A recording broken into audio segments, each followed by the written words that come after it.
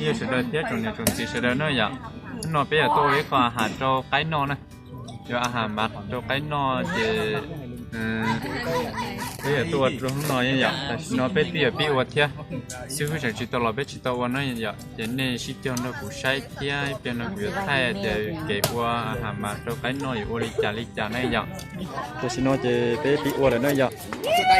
bị cho nó xuôi mỏ lên nó cắt chớ nó cho nó này cắt chớ thì bây giờ xuôi mềm nó này cắt chớ nó cho xuôi mềm nó chỉ cái mặt đo là giặt thôi thế nó chỉ sau nè có thể giờ đó chỉ xíu chỉ còn là thì chỉ có giờ đó chỉ nó nhở cho nó chừng là xịt xả thân thon nữa ít cho thì cũng chẳng tuân đề tôi lưu vậy nên còn là ngon thế ít cho thì tức họ bị quay nó lại thế vậy thì họ sẽ đợi chỉ cho nó say nó có thể sẽ đợi nó mình có khâu gì nữa khôngคิดเส้นนี้เลยมีจุดคิดเส้นนี้ไม่ได้เผา một cái đồ linh nó đấy vậy là chút khi tôi họ tiện thế này tóc tét tóc tét ao mà trong khi sẽ đó sẽ tỏ quay non nữa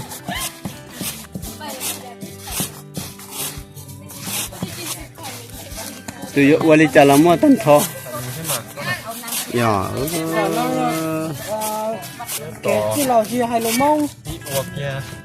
chờ đi còn đi phỏ nó nè tụ qua đi chả làm mua giọt trộn chưa từ đây nó chỉ hay mông mám lo bút thơ đập lông tua tân thọ xin tao nó tôi đang sốt tụ lò tôi rau thế nó cho nó mà yam lo nó vậy tôi sẽ tao nó yam lo thì ít xe là ô po tao tết của bác của chế tao nó là tụi nó mà yam móng là tụi tao tao tao xe móng là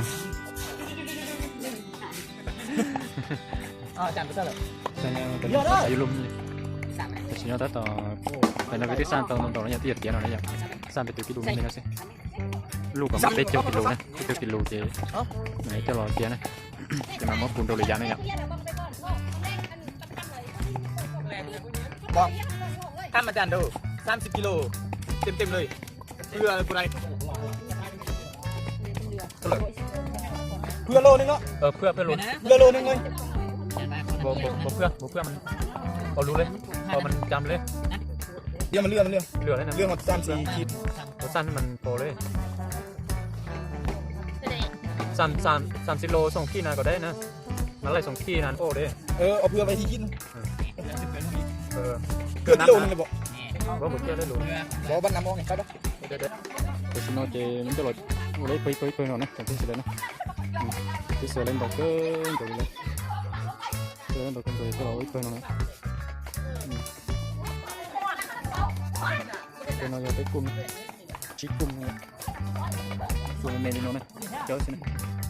cái tiêu kilo nè cái xin nó chơi mỗi chỗ phòng nó cho rồi sờ nó vậy nó chơi bất cứ nè mới giờ bất cứ dọn một món bất cứ dọn sẽ đi bốc còn nó chỉ do năm tảng chuyển than nó dân chế lo chỉ là uống cửa nữa còn nó chỉ cho suốt than là cho năm tảng để sao sẽ ít trở lại xưa cho nó này mua cái chịu quá nè xuống tham mà nó đâu chẳng bây giờ để chẳng có xua thế này chỉ xua kia này chỉ xua xe xua này cái dòng này cho nó chạm điều này cái những mưa chỉ xua này xe xua này xua cái đường นี่มีทำแป้งทำคนอ้อนนี่ทำแป้งตัวนี้ผมเป็นชอบสิสู้กันแต่ว่าส่วนทำยังไงช่างทำแล้วแต่จะคงสิมันขึ้นนะครับแล้วก็มีนี้มีซาลีบดเนาะซาลีบดตัวนี้แล้วก็นี่กากน้ำตาลทานทราบรสเกลือนี่นะเนี่ย ก็กินเยอะ เนาะจากที่ไป ดูมัน ช็อกไปเลย Super bersih semua ya. แม่น เขาผสมไม้ใช้ให้งาน น้ำตาลใช้สบายจัง อยู่แล้ว น้ำตาลจะหาซ้ นั่นแหละแล้วก็น้ำตาลหั่นครึ่ง ทำเครื่องนึงเลยปัด ำเห็นมันคือมัน นั่นแล้วคนกันเลยพอมาเนี่ยเขาจะเห็นมันมีลูกตัวอย่างง่ายๆเราเรียกตัวนี้สีผักแดงอันนี้เนาะ หาเครื่องซิเนาะ บ่สร้างก็ได้เครื่อง แค่มือหมดเลยสภาพผันเฮ้ยเขาจะมา เป็นตาแซ่บเลยเนาะเดี๋ยวนี้ มีสองอย่างที่คนมีน้ำตาลกับเกลือ น้ำตาลได้เสร็จอีก ใช่ไหมล่ะ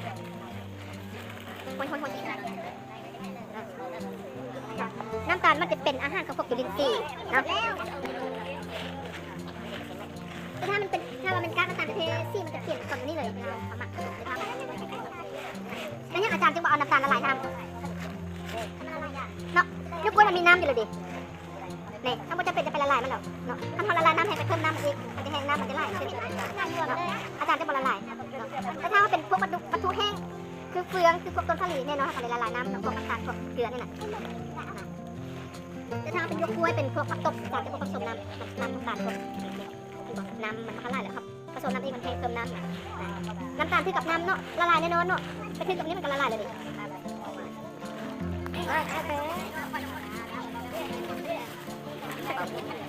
ดูเดี๋ยวต้องไป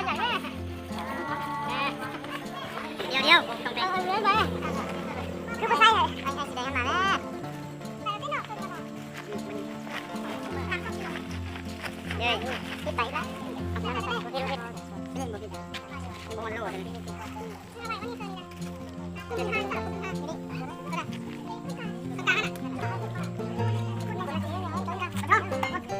นี่ตัวไก่เนี่ยเหยียบเอาไปนี่ดีดูไปดีด้วยนี่มาเลยก็ต่อมั่วตัวหมอเจ้าละหมูเจ้ากับเจ้านะที่ยังมั่วดอกกับชี้เข้าตอนละหมามั่วเจ้าละหมูนะจ๊ะส่วนยาปอยเอาติดลูกนักส่วน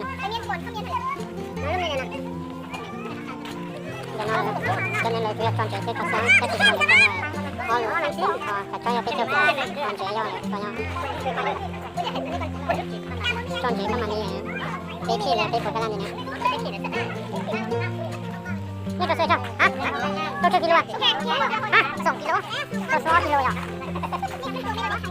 ตัว2 กิโลไม่ต้องมามุจอที่จะนอนที่ยังไม่ดอกกับที่เขานะเจ๊ก็เป๊ะเลยดูนะเจ๊ชมหัวโน้นนั่นเจ๊เจ๊ชมหัวกระลานนะหัวกระลานไหนเจ๊นั่นเจ๊ของหนึ่งก่อนสาลีใช้ได้สาลีเนี่ยสาลี2 กิโลยัดจะไหมยัดก็ไหมเอาไปแล้วไม่ได้ตัวน้ำตาลตัวนี้กระแทงนะมันออกอ่ะบอกนะตัวนี้การน้ำตาลนะว้าวดีเก็บผ้าเลยนะตาเลยถ้าต่อยจะจ้อเลยตาน้ำตาอย่ามือตัวอินจริงมั้ยตัวอินว้าปากกินไม่บอกมันต้องกินมันกินเร็วแล้วว่าละเนาะจ้อแล้วตาน้ำจ้อตาน้ำตาลเลยดูตัวเราก็คือเราเราจะไปเจ้ากินลูกตาว่าจะมาเอาชี้ช้าว่าจะมาถึง5มือกูคันบ่ได้นี่ยัดได้เลยตายัดที่มันตาตาสีเข้มว่าตามีตาเวลา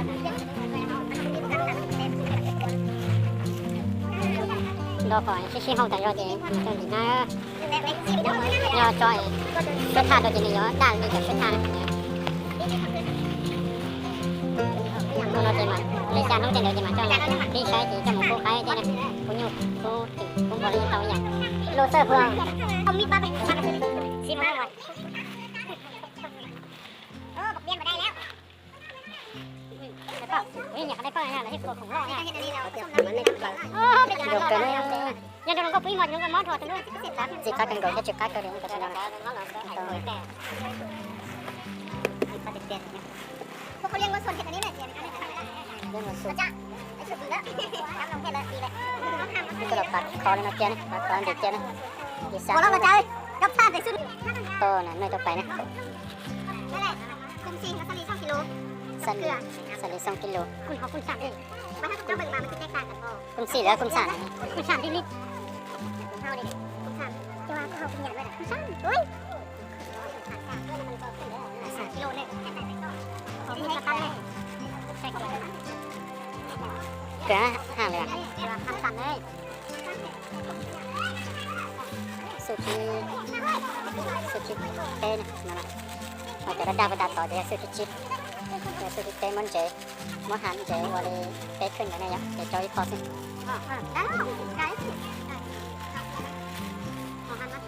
เขาหนึ่งก็เบียนสุกี้เราสุกี้เต้เนี่ยสติกเกอร์ล้านตัวนี้สบายสุกี้เต้เนี่ยก็เป็นเจ๋สักคนนะตอนนี้จะโล2 โลก็คือแค่เจ๋สักบ้าน3 คิดเนาะอาจจะว่าหาเสื้อเด็กเสื้อเสื้อเลยเขาก็ใส่แล้วแต่น้องยังก็คือน้ำเปลือกลูจะโดนเจ๋นะพอจะได้จะโดนเจ๋สักคนนะสุกี้เต้เราเนี่ยเป็นสุกี้เต้ตลอดเลยจะสุกี้มีที่ออสจิเรือเจ๋ก็คือสักคนเรือ2 โลเนาะงั้นเรือ2 สันลิซองเรือ3 คิดเรือ2สลีมานี่สลีก็ชิโนเตมิโซจิโซจะเป็นเดียตานี่น้อยยักษ์เดียตานี่น่าจะดีตรงนั้นสิโมชิชิโตะกันเป็นเรือสิ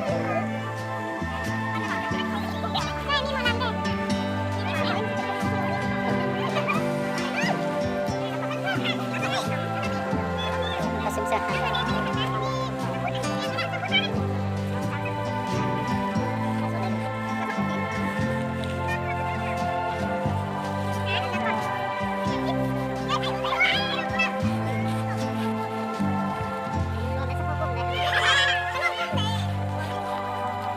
จะเตะตัวน้องตัวปลาแล้วจะซื้อยังกูจะจังกันนะจะจังจับเลยจะยิงตัวใครนะ Đây tụi chưa tụi số tiền đấy. Chưa như vậy nè. Rồi giờ nhớ nhà bé tụi cái tiền đấy. Xây cửa thì sư nó xây được. Cho mình tìm lại nhé.